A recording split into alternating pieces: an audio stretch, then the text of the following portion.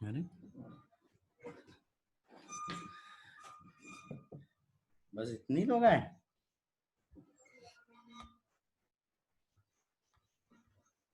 आवाज आ रही है?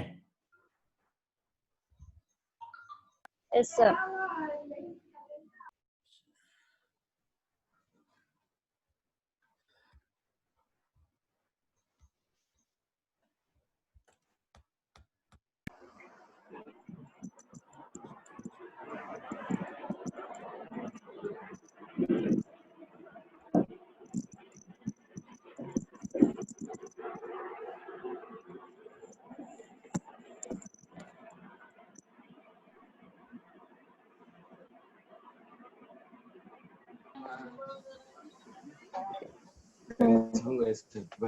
Happy birthday happy birthday.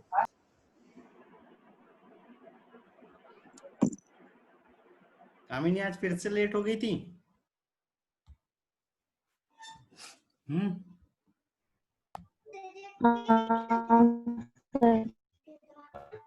तुम्हारे यहाँ नेटवर्क नहीं, इसलिए तुम्हारी आवाज अच्छे से नहीं आया थी।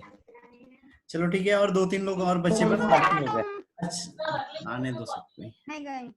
आज फिर से महर्षि प्रेरणा वगैरह नहीं है।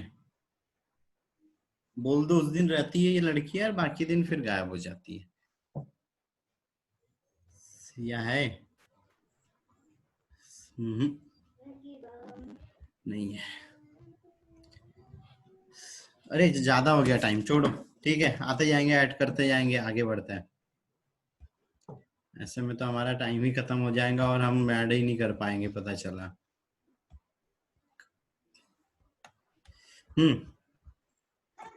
चलो, ये दो तरह की पिरामिड ठीक थे?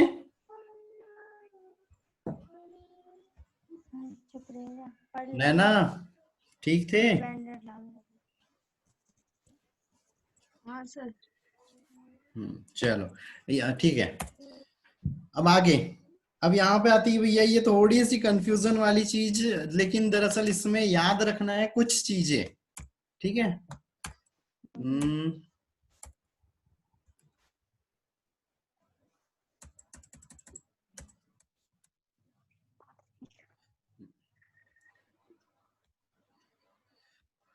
कोई बता पाएगा क्या?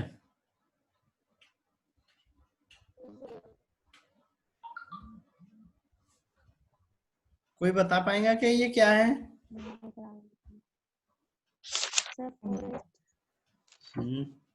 पोषण चक्र। नहीं रे बेटा, नहीं। तो क्या है? पोषण चक्र का अनुक्रमण पढ़ा था, अनुक्रमण, पारिस्थितिक अनुक्रमण, सक्सेशन। पढ़ा तो नहीं, लेकिन पता जरूर है। अनुक्रमण। चलो ठीक है, यही लास्ट बचा हुआ है इसमें, फटाक से इसको खत्म करते हैं, है ना। म्यूट कर दो सारे लोग थोड़ा सा, जब जरूरत हो तभी वो हटाया करो, है ना। चलो ठीक है, सक्सेशन है ना, या पारिस्थितिक अनुक्रमण। तो पारिस्थितिक अनुक्रमण का मतलब ये होता है कि किसी जाति का मतलब ऐसा स्थान जहां पर पहले किसी भी प्रकार का जीवन नहीं था और वहां पे कोई जीवन उत्पन्न हो रहा है या कोई समुदाय की उत्पत्ति हो रही है किसी स्थान पे, तो वो क्या कहलाता है, अनुक्रमण कहलाता है। ठीक है, किसी स्थान पे जहां पर किसी प्रकार का समुदाय पहले से नहीं है लेकिन वहां पर धीरे धीरे विकसित होकर एक पूर्ण रूप से विकसित समुदाय बनना या निर्मित होना क्या कहलाता है, अनुक्रमण या सक्सेशन कहलाता है। ठीक है, अब इसमें दो प्रकार के होते हैं, एक तो प्राथमिक अनुक्रमण और एक होता है द्वितीयक अनुक्रमण। ठीक है, पहले प्राथमिक अनुक्रमण। अनुक्रमण का मतलब ये है कि भूमि पूरी तरह से कैसी है, पूरी तरह से वो बंजर है। आपकी आवाज सही नहीं आ रही। आवाज नहीं आ रही। आवाज नहीं है, अब ठीक है, अब ठीक है, अब ठीक है, अब ठीक है। यस सर ठीक। ये वाली बुक नहीं लाना, जीव विज्ञान वाली लाना। वो जो बुक है वो है गाइड। ये बाकी लोग म्यूट कर दो ना,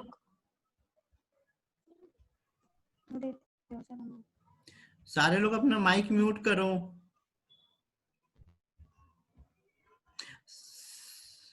सीमा म्यूट करो बेटा, ठीक है, हो गया। हाँ, तो अनुक्रमण का मतलब ये हो रहा है किसी ऐसा जगह स्थान जहां पे पहले से कोई समुदाय नहीं है, वहां पे कोई समुदाय का उत्पन्न होना या विकसित होना अनुक्रमण कहलाता है। और अनुक्रमण कोई छोटी सी प्रोसेस नहीं है, इसमें हजारों साल लाखों सालों का समय लग जाता है किसी भी समुदाय का विकसित, किसी भी समुदाय को विकसित होने के लिए। ठीक है, फिर यहाँ पे दो तरह का होता है, एक प्राथमिक होता है और एक द्वितीयक होता है। प्राथमिक मतलब जहाँ पे एकदम बंजर भूमि थी और फिर वहां पर कोई समुदाय उत्पन्न हुआ है। ठीक है, दूसरा वाला द्वितीयक, द्वितीयक में ये चीज है कि पहले से कोई समुदाय था लेकिन किसी कारण से, कोई प्राकृतिक कारण हो सकता है, कोई कृत्रिम कारण हो सकता है, जैसे मनुष्य द्वारा किसी जंगल को काट देना या आग लग जाना या वहां पे सूखा पड़ जाना, इस तरह से किसी प्राकृतिक कारणों के कारण अगर कोई मतलब कोई समुदाय नष्ट हो जा रहा है किसी स्थान पे, तो वो क्या, और उसके बाद में वो नष्ट होने के बाद, जैसे मान लो जंगल था, जंगल में आग लग गई, पूरा जंगल खत्म हो गया और फिर अब एक नया जंगल वहां पे उत्पन्न हो रहा, नए पौधे उत्पन्न हो रहे, तो वो क्या कहलाते हैं, द्वितीयक अनुक्रमण कहलाता है, कि वहां पर दूसरी बार कोई समुदाय उत्पन्न होता है और इसमें बहुत कम समय लगता है। जबकि प्राथमिक अनुक्रमण था उसमें हजारों लाखों सालों का भी समय लग सकता है। ठीक है, चलो अब यहाँ पे ये दो तरह क्या होता है, जलीय अनुक्रमण और स्थलीय अनुक्रमण, है ना। तो जलीय अनुक्रमण, तो जलीय अनुक्रमण में क्या चीज हो रही है, पहले यहाँ पर जल है, तो जल स्थित है, जल के साथ में यहाँ पे भी इसके हिंदी नाम भी बताना पड़ेगा, है ना, जल है ना। तो प्राथमिक जब अनुक्रमण हो रहा है यहाँ पे, तो क्या होना है, कुछ अवस्थाएं रहना है यहाँ पे, है ना। तो जो सबसे पहले है, तो यहाँ पर क्या बनना है, जो छोटे जीव है वो फाइटोप्लैंक्टन बनना है, मतलब छोटे छोटे जीव बनेंगे, सूक्ष्म जीव बनेंगे। जब वो यहाँ पर मरते जाएंगे, मरेंगे, तो यहाँ पर क्या होगा, ये जो पानी है इस जगह पे, यहाँ पे उस कार्बनिक पदार्थों की मात्रा बढ़ती जाएंगी, है ना, जिसके कारण में पानी में कमी आएगी और यहाँ पे सबमर्ज्ड, है ना, जो छोटे जो क्या बोलना चाहिए, जड़ युक्त पौधे हैं वो उगना चालू हो जाएंगे, है ना। तो वो उगने, देखो दो तरह का अनुक्रमण चलता है, एक और चीज याद रखना, जीवों का भी और पादपों का भी। अभी हम जो देख रहे हैं सिर्फ पादपों का देख रहे हैं कि ठीक है, पादपों में अनुक्रमण हो रहा है। तो यहाँ पे क्या हुआ, जड़ युक्त पौधे उगना चालू हो गए। जब ये जड़ युक्त पौधे उगना चालू हो जा रहे हैं, तो यहाँ पर जब इनकी मृत्यु हो रही, तो और ज्यादा कार्बनिक मात्रा के पदार्थों की मात्रा यहाँ पे बढ़ती जा रही।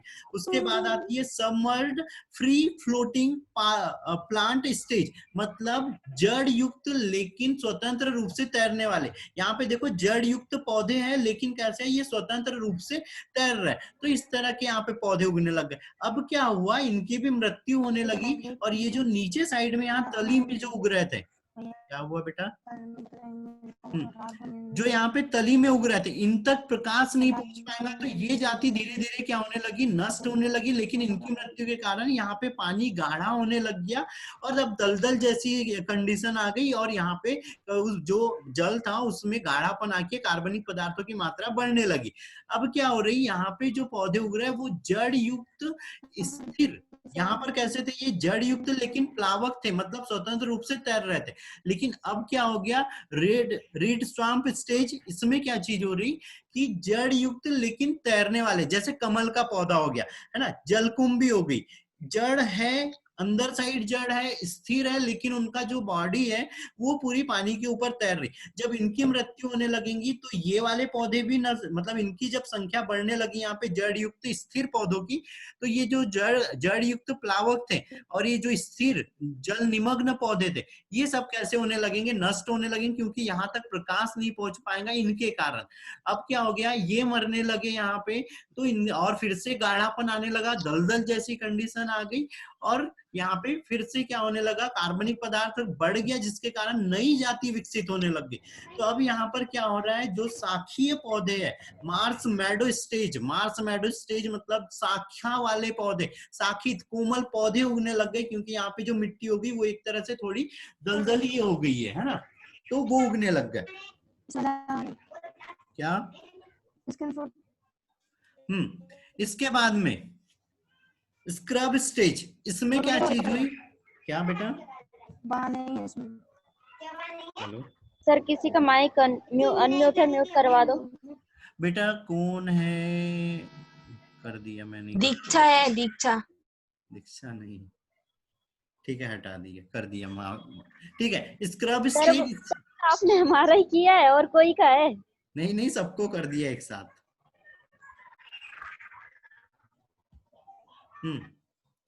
ठीक है। अब क्या चीज हो रही है, स्क्रब स्टेज में यहाँ पर जो शाखीय पौधे थे, अभी यहाँ बेटा ये कौन है, UV4711, बेटा माइक म्यूट करो, आपका बार बार हट जा रहा है, सेटिंग चेंज करो, इतनी बार अनम्यूट नहीं करते रहेंगे हम।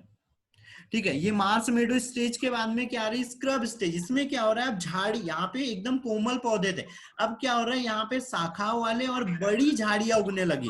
अब बड़ी झाड़ियां उगने लगी तो ये पदार्थ फिर से यहाँ पौधे की मृत्यु होने लगी, तो यहाँ पे फिर से कार्बनिक और ह्यूमस की मात्रा क्या होने लगी, बढ़ने लगी, जिसके कारण में ये जो यहाँ पे वन वाली अवस्था है, फॉरेस्ट स्टेज है, ये बढ़ने लग जाएंगी और यहाँ पे और ज्यादा विकसित वाले पौधे यहाँ पे वृद्धि करने लगेंगे। तो इसी को क्या बोलते हैं, क्लाइमेक्स स्टेज भी बोलते हैं। और यही या एक वर्ड आता है चर्म समुदाय। तो चर्म समुदाय चाहे वो जलीय हो या चाहे स्थलीय अनुक्रमण, उसमें चर्म समुदाय हमेशा फॉरेस्ट होता है, वन होता है। ठीक है, ये याद रखना। तो ये चल रहा था पादप अनुक्रमण। जंतु अनुक्रमण, जंतु अनुक्रमण में क्या हो रहा है, जैसे पहले छोटे छोटे यहाँ पे शैवाल वगैरह है, प्रोटोजोआ वगैरह, वो और ज्यादा विकसित हो रहे हैं, क्राइफिश जैसे झींगा वगैरह बन रहे हैं, है ना, वॉर्म कृमि वगैरह बन रहे हैं, फिर छोटी वाली जो मछलियां है वो बन रही है, फिर उससे ज्यादा विकसित जीव बन रहे हैं। तो इस तरह से दोनों यहाँ पे दोनों तरह का अनुक्रमण चलता है, जंतु भी और पादप भी। ठीक है, ठीक है बेटा। Yes sir. ये अभी वो दिख रहे थे यहाँ पे सबमर्ज स्टेज, इसमें क्या जड़ युक्त निमग्न पौधे थे, फाइटोप्लैंक्टन में तैरने वाले थे, फ्लोटिंग स्टेज में जड़ युक्त यहाँ पे तैरने वाले थे, फ्लोटिंग लीव्ड स्टेज में जड़ युक्त लेकिन तैरने वाले थे, रीड स्वाम्प में वो पौधा आधा जल के अंदर था, जड़ युक्त था, और आधा पौधा ऊपर साइड था। मार्स मीडो में शाखा वाले पौधे थे, मतलब शाखे कोमल वाले पौधे थे, और दलदली भूमि हो गई थी यहाँ तक आता तक। यहाँ पे देखो, यहाँ पर पानी की बहुत कमी हो गई है ना, लेकिन दलदल है। फिर वुडलैंड स्टेज में या स्क्रब स्टेज में झाड़ी बनने लगी, थोड़े से शाखीय पौधे बनने लगे, और क्लाइमेक्स स्टेज में जंगल बन गया। ठीक है, फिर अब यह स्थलीय अनुक्रमण।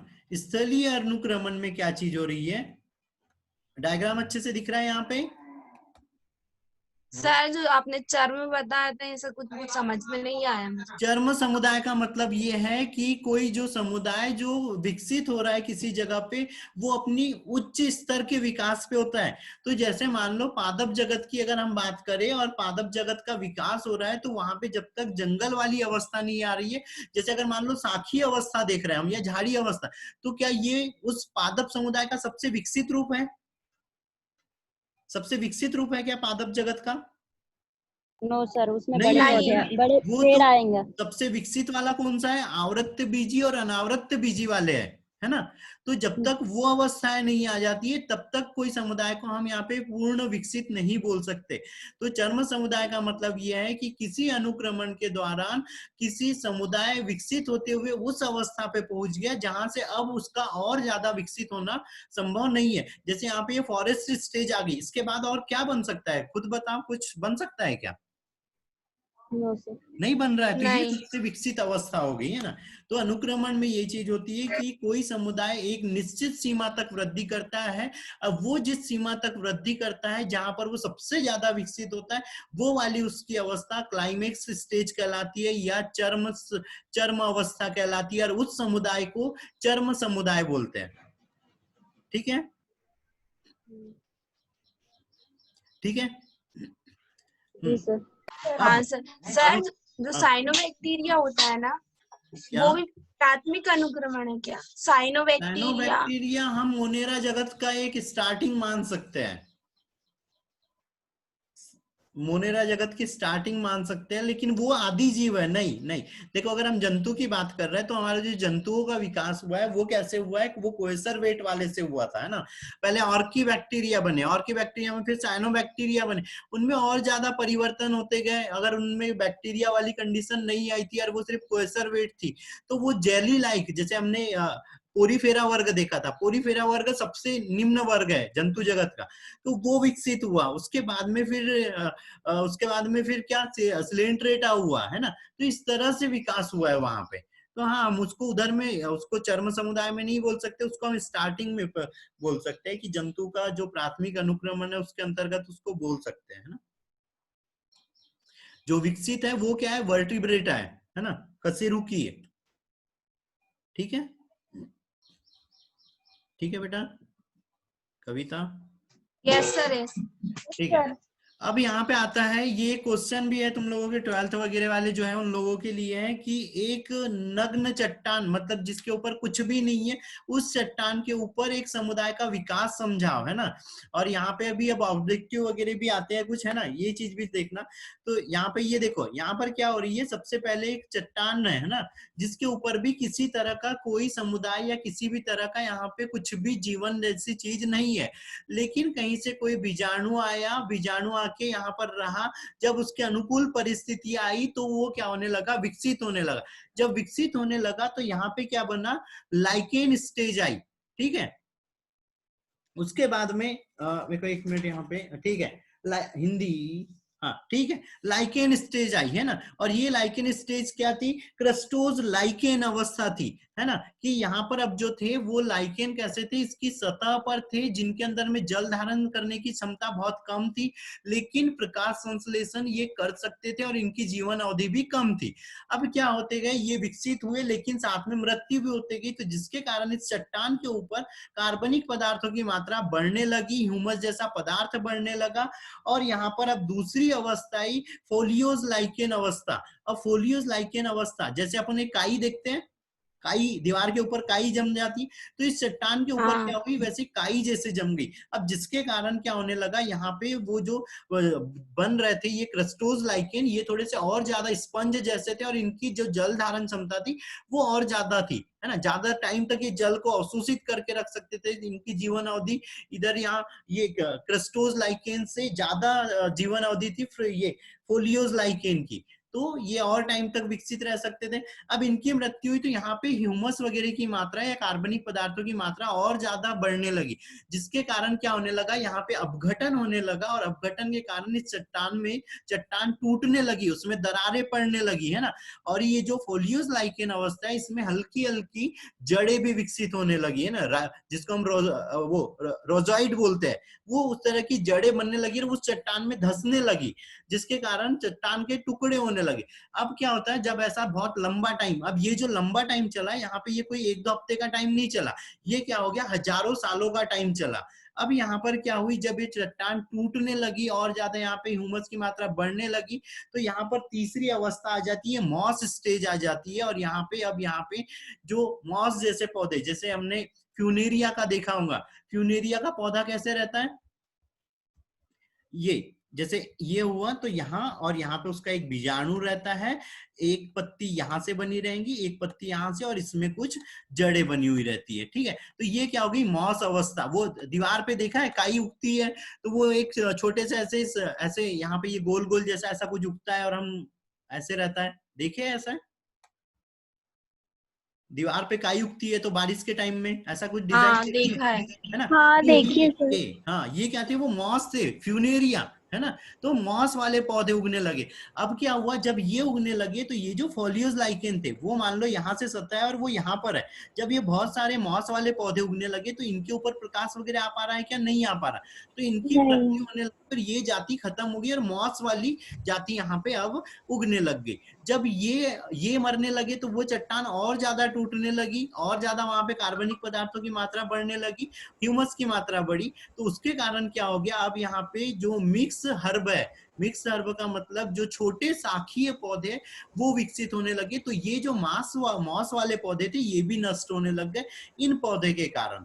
तो ये पौधे उगने लग गए, अब तो वहां पे छोटे शाखीय पत्ती वाले पौधे उगने लग गए, है ना। उसके बाद आती है झाड़ी अवस्था, है ना, स्क्रब स्टेज। तो इसमें क्या हो गई, अब झाड़ियां उगने लगी, और ये कैसी झाड़ियां, छोटी, तो ये जो शाखीय पौधे थे इन तक प्रकाश नहीं पहुंच पा रहा था, तो ये यहाँ पे नष्ट होने लग गए, है ना।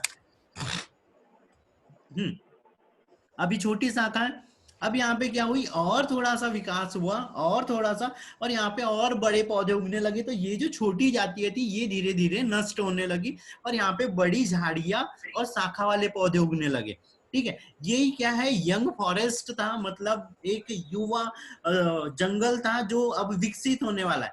फिर यहाँ पे और ज्यादा विकसित हुआ, और यहाँ पे क्या आ गई, क्लाइमेक्स स्टेज आ गई, और एक पूर्ण रूप से एक बड़ा जंगल बन गया, और ये प्रजातियां यहाँ पे नष्ट हो गई, ठीक है।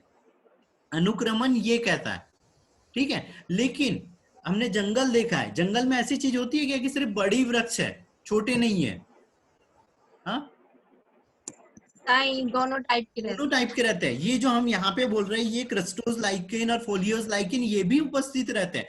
तो जो विकास की अगर हम बात करें एक चट्टान के ऊपर, तो उसमें हाँ, उस चट्टान के ऊपर में ये प्रजाति यहाँ पे नष्ट हो जाएंगी, छोटी प्रजातियां, लेकिन जब वो विकसित हो जाएगा तो ये प्रजातियों के भी बीजाणु उपस्थित थे ये पारिस्थितिक तंत्र में, तो ये दूसरी जगह पे जाके वहां पे अंकुरित होके फिर उगने लगे, और यहाँ पर ये जंगल में हर एक चीज उपस्थित है, शाखीय पौधे, झाड़ीय पौधे, मॉस, लाइकेन अवस्था, हर एक चीज रहती है, ठीक है। और इसमें अब इसको इस चट्टान से लेके ये यहाँ तक का जो इसने विकास किया है, इस विकास के लिए इसको हजारों लाखों सालों का समय लग सकता है। और ये जो है यहाँ पे ये जो अनुक्रमण हुआ है, ये क्या है, प्राथमिक अनुक्रमण है, ठीक है। ये अब देखो यहाँ पे प्राथमिक और द्वितीयक में अंतर दिख रहा है, अंतर, चट्टाने हैं, लाइकेन अवस्थाई, छोटे यहाँ पे शाखीय अवस्थाई, फिर ग्रासलैंड अवस्थाई, स्क्रब स्टेज आई, और फिर यहाँ पे फॉरेस्ट स्टेज आई, और ये पूरी तरह से हो गया इसका विकास। लेकिन और इसमें हमको बहुत लंबा समय लगा, ये देखो यहाँ पे लिखा भी 100 ऑफ ईयर, कईयों सालों, सैकड़ों हजारों सालों का समय लग गया। लेकिन द्वितीय अनुक्रमण में गलती से इस जंगल में क्या हो गई, यहाँ पे आग लग गई, और यहाँ पे सब कुछ अब हो गया, नष्ट हो गया, ठीक है। अब यहाँ पे आ रहा है पायोनियर स्पीसीज, ठीक है। पायोनियर स्पीसीज का मतलब ये होता है कि जिस स्पीसीज से किसी समुदाय का विकास हुआ है वो कहलाती है पायोनियर स्पीसीज। ठीक है, तो यहाँ पर फिर से उसके कुछ बीजाणु बच जाना है इस पायोनियर स्पीसीज के, और वो फिर से अंकुरित होना है, और यहाँ पे ये फिर से एक जंगल बन जाना है। तो इसमें कि यहाँ पे देखो, यहाँ पे कितना समय लगा, सिर्फ 150 साल लगा इस जंगल अवस्था में आने में, लेकिन इसमें कितना लगा था, हजारों करोड़ों लाखों वर्षों का समय लग गया इस प्राथमिक अनुक्रमण में। ठीक है बेटा? Yes sir. Yes sir. Yes sir. ये अलग अलग तरह के अलग अलग जगह पे अनुक्रमण है, ये सब मैं सेंड कर दूंगा। ठीक है, चलो यहाँ तक कोई डाउट है तो बोलो।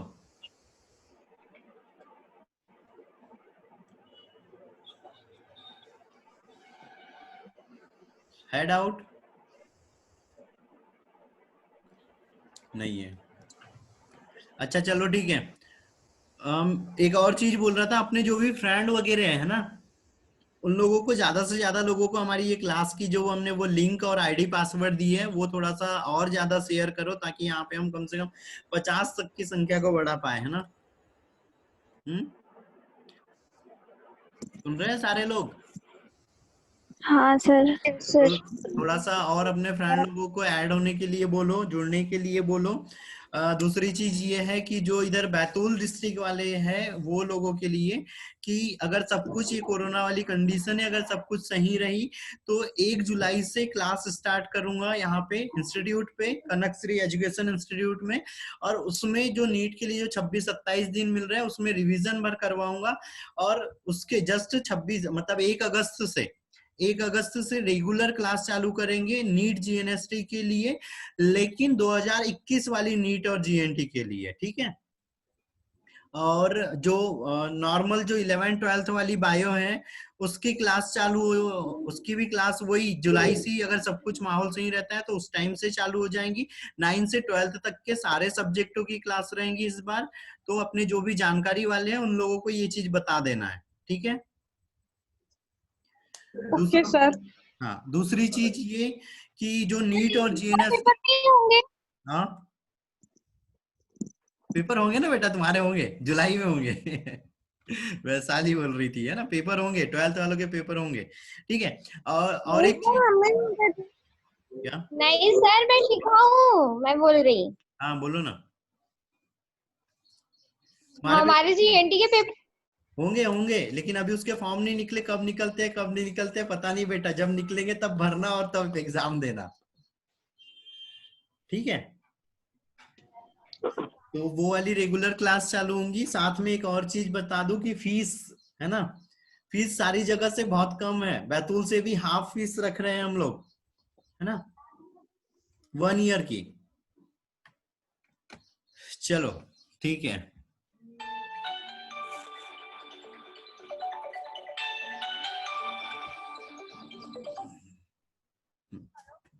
हाँ क्लास चल रही है फिर लगा रहा है, क्लास चल रही लगा रहा है।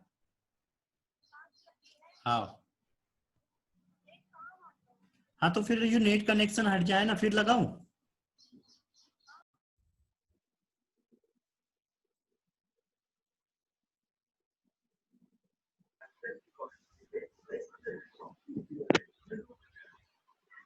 आ गए सभी लोग? मेरी बहन का कॉल आ गया था, आज नहीं है वो क्लास में। चलो आवाज आ रही है? हाँ सर। हाँ चलो ठीक है, ठीक है। अब ये थोड़ी सी ये क्लास की बात भी याद रख लेना, है ना, अपने जानकारी वाले को बता दो, और अपने बैतूल डिस्ट्रिक्ट वाले जो भी है उसको, है ना? ठीक है, चलो अब आगे। अब यहाँ तक क्या हुआ, ये अनुक्रमण हो गया। अनुक्रमण में कुछ डाउट है क्या? No sir. हाँ, अगर थोड़ा सा एक बार अपने पास जो भी टेक्स्ट बुक हो वो टेक्स्ट बुक पढ़ लेना, तो उससे और थोड़ा सा क्लियर हो जाएगा। ठीक है, ठीक है। अब बारी आती है पारिस्थितिक तंत्र में जो पोषक पदार्थ हैं उनके चक्रण की। तो ये जो पारिस्थितिक तंत्र है ना, इसमें क्या हो रहा है, सारे पदार्थों का चक्रण होते चल रहा है लगातार, है ना। लगातार हर एक पदार्थ बदलते जा रहा है, हर एक चीजें उसमें नई आती जा रही है, जुड़ते जा रही है। तो वो कैसे हो रही है, तो दो तरह के चक्र चलते हैं।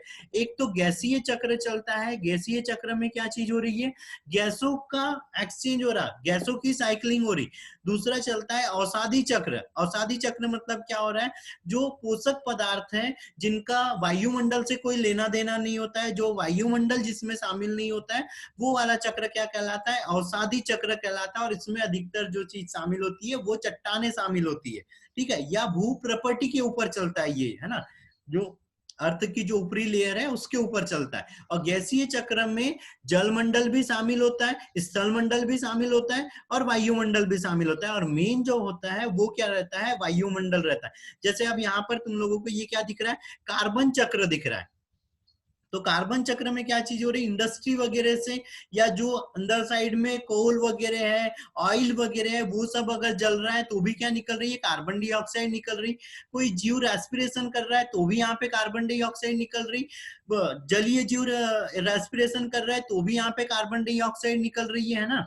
तो कार्बन चक्र में क्या हो रहा है, गैस यहाँ पे निकल रही है और सिर्फ इसका जो चक्रण हो रहा है वो किसके द्वारा हो रहा है, पौधे प्रकाश संश्लेषण में यूज कर रहे हैं कार्बन डाइऑक्साइड, ठीक है। अब दूसरी चीज कार्बन की अगर हम बात करें तो 70, अच्छे से याद रखना, ये ऑब्जेक्टिव भी आया था और मेरी कुछ इस बारे में कुछ लोगों से मतलब टीचर से बहस भी हो गई थी, ठीक है, कि कार्बन की जो मात्रा है वो क्या है, 71% कार्बन यहाँ पे है, समुद्र में है, ठीक है। बाकी अब 71 में से कितना बन रहा है, 29 बच रहा है। तो 29% में से जो वायुमंडल है, कोई वायुमंडल में बताएगा कितनी कार्बन है?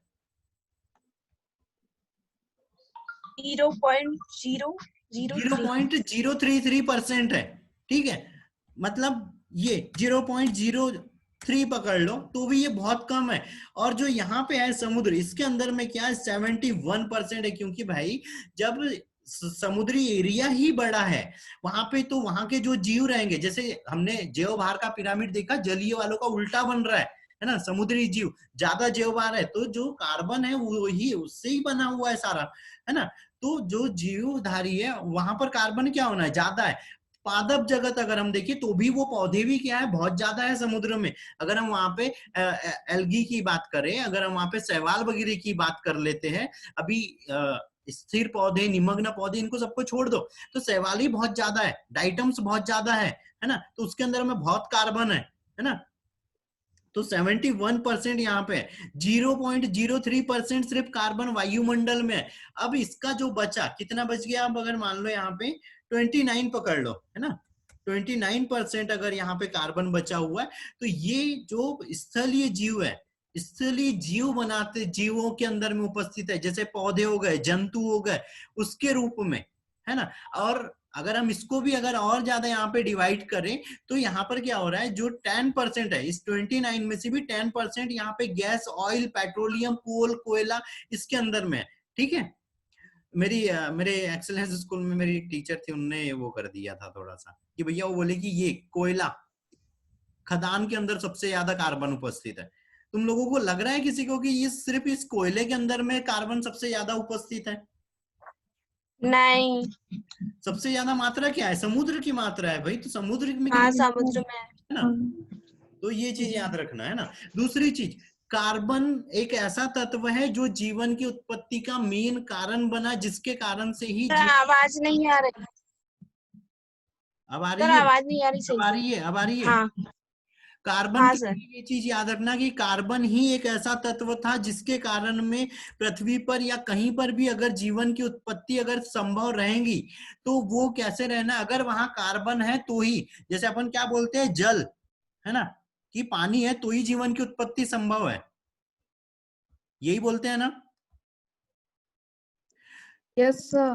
लेकिन अगर कार्बन नहीं होता, है ना, तो कार्बन दरअसल क्या कर रहा है, जैसे हम प्रोटीन का अणु मानो, है ना, एमिनो अम्ल मानो, ग्लिसरॉल मानो, है ना, कोई भी हम मॉलिक्यूल मान रहे जो अकार्बनिक हो या कार्बनिक हो, कार्बन ही सबको जोड़े रख रहा है, है ना। तो कार्बन जब तक नहीं होगा तब तक वहां पे जीवन की उत्पत्ति संभव नहीं हो पाएगी, जब तक वहां कार्बन नहीं है। हाँ, कार्बन के साथ में जो जल है वो एसेंशियल मटेरियल है कि हाँ पानी है, तब वो कार्बन के मॉलिक्यूल से एक दूसरे से क्रिया कर पा रहा है या दूसरे तरह के यौगिक बन रहा है, कार्बन को जोड़ने वगैरह में मदद कर रहा है, दूसरे तरह के तत्व बनाने में मदद कर रहा है पानी, वो दूसरी चीज है। लेकिन सबसे मेन रहेगा कार्बन, क्योंकि कार्बन ही सबको जोड़ पा रहा है ना। कार्बन की संयोजकता, अगर हम केमिस्ट्री वाली बात करें तो कार्बन 4 अणुओं को जोड़ सकता है और तब एक कंपाउंड बनता है, और कंपाउंड बन के ही एक कोई नया पदार्थ या नई चीज की उत्पत्ति हो सकती है ना। बाकी दूसरी चीजों में ये चीज नहीं हो रही है ना। तो कार्बन सबसे ज्यादा जरूरी है जीवन के लिए। अगर वहां पे ऑप्शन आता है कि भैया जीवन के लिए क्या सबसे जरूरी तत्व है, अगर तत्व बोल दिया तो वहां पे ऑक्सीजन भी रहेंगी, नाइट्रोजन भी रहेंगी, ऑक्सीजन रहेंगी, नाइट्रोजन रहेंगी, हाइड्रोजन रहेंगी और कार्बन रहेगा। तो किस पे लगाना है? कार्बन पे। बहुत अच्छे से याद रखना कार्बन, ठीक है, क्योंकि कार्बन ही सबको जोड़ पाता है, बाकी तत्व नहीं। ठीक है बेटा? यस हाँ सर। सर। ठीक है, ये फिर कार्बन चक्र अभी बता दिए है ना। फिर से ये एक बार और कार्बन चक्र ही है, फिर से कार्बन चक्र। हाँ, नाइट्रोजन चक्र, नाइट्रोजन साइकिल भाई ये 11th का है, इसके बारे में हम ज्यादा वो नहीं करेंगे, बस इतना याद रखो वायुमंडल में सबसे ज्यादा अब क्या होगी यहाँ पे? नाइट्रोजन है। नाइट्रोजन क्या हो रहा है? उसका स्थिरीकरण हो रहा है। स्थिरीकरण कौन कर रहे हैं? पौधे कर रहे हैं। और वो क्या कर रहे हैं? नाइट्रेट और नाइट्राइट के रूप में उसको ग्रहण कर रहा है। ठीक है, नाइट्रेट और नाइट्राइट के रूप में ग्रहण, हाँ बस खत्म कर रहा। ठीक है, ग्रहण कर रहे हैं और वो कहाँ जा रहा है? पौधे में, और पौधे से फिर वो कहाँ पे ऐड हो गया? अपनी जो खाद्य श्रृंखला है उसमें ऐड हो गया। तो इस तरह से नाइट्रोजन का चक्र चलता है। अब ये जो दोनों चक्र हैं इनमें एक चीज याद रखो, दोनों में यहाँ पे भू प्रॉपर्टी उतनी ज्यादा शामिल नहीं थी, वायुमंडल शामिल था, है ना। और अगर हम कार्बन चक्र की बात करें तो उसमें क्या शामिल था? वहां पे जलमंडल शामिल था। ठीक है, ये भी ऑब्जेक्टिव में याद रखना है, जलमंडल, और इधर में नाइट्रोजन में क्या है? वायुमंडल। ठीक है, और फास्फोरस चक्र जो एनसीईआरटी में जो है 3 ही चक्र है, मतलब मेन कार्बन चक्र, नाइट्रोजन चक्र और फास्फोरस चक्र। तो फास्फोरस चक्र में भू प्रॉपर्टी है, कार्बन चक्र में जलमंडल है, और नाइट्रोजन चक्र में वायुमंडल है। ठीक है ठीक है, 3 ही मिनट बचा। तो इसके बाद फास्फोरस चक्र थोड़ा सा आराम से बताऊंगा, थोड़ा सा वो ज्यादा है ना। लेकिन इवनिंग टाइम में फिर से वही हमारी ऑब्जेक्टिव क्लास रहेगी, यहाँ नाइट्रोजन चक्र तक की। दूसरी चीज फिजिक्स की क्लास लगने वाली है 1 बजे से। ठीक है, तो मैं आईडी पासवर्ड ग्रुप में सेंड कर दी है, वैसे एक बार और कर दूंगा अभी 12 बजे। जो लोग अटेंड करना चाहते हैं वो लोग उस क्लास को भी अटेंड करें, है ना। और ज्यादा से ज्यादा मैंने बोला है कि ज्यादा से ज्यादा लोगों तक शेयर करो थोड़ा सा, है ना, क्योंकि नंबर ऑफ स्टूडेंट थोड़े से बढ़ाओ यहाँ पे, है ना। और जो है ऑफलाइन वाली क्लास का बताया है, ऑफलाइन वाली क्लास के बारे में भी बताते रहना, ठीक है। और दूसरी चीज, आज दिन में ये यहाँ तक का चैप्टर सारे लोग क्लियर कर लो, एनसीईआरटी की बुक एक बार पढ़ लो, शाम में इसके ऑब्जेक्टिव सॉल्व करते हैं। हाँ सर। किसी को कुछ डाउट है तो बोलो बेटा, 2 मिनट बचा है। सर 12 बजे से लगेगी कि 1 बजे से फिजिक्स की क्लास? 1 बजे से बेटा, 1 1 बजे से? हाँ, 12 बजे से वो सर मैथ्स की ठीक है। क्लास ले रहे हैं इसीलिए 1 बजे से क्लास रहेंगी, है ना। और कुछ डाउट किसी को? सर हम लोगों को पासवर्ड कहाँ से मिलेगा? अब मैं ग्रुप में डालूंगा ना। सर हम लोग तो ग्रुप में ऐड नहीं है। कौन ऐड नहीं है? तो जो ऐड नहीं है बेटा वो लोग थोड़ा सा मेरे को व्हाट्सएप वगैरह पे मैसेज करो ना। नंबर मैं बता दे रहा हूँ, 1 मिनट, है ना। ये नंबर दिख रहा है यहाँ पे, ये स्लाइड में नीचे नंबर है, ये ऊपर साइड में 97 13 92 71 91 दिख रहा है। जिन लोगों को नहीं दिख रहा है मैं एक बार और यहाँ पे लिख दे रहा हूँ। इस नंबर पे व्हाट्सएप पे मैसेज कर दो अपना नाम और अपना स्कूल का नाम और अपना डिस्ट्रिक्ट, तो मैं उसको ग्रुप में ऐड कर लूंगा, है ना। तो उसको फिर मैं पासवर्ड आईडी सेंड कर दूंगा। नोट कर लिया? Yes sir. Yes sir. Thank you sir. चलो ठीक है बेटा, है ना। इवनिंग टाइम में मिलते हैं, ऑब्जेक्टिव क्लास रहेंगी और उम्मीद करूंगा सारे लोग रहे। ठीक है। Thank you sir. हाँ सर।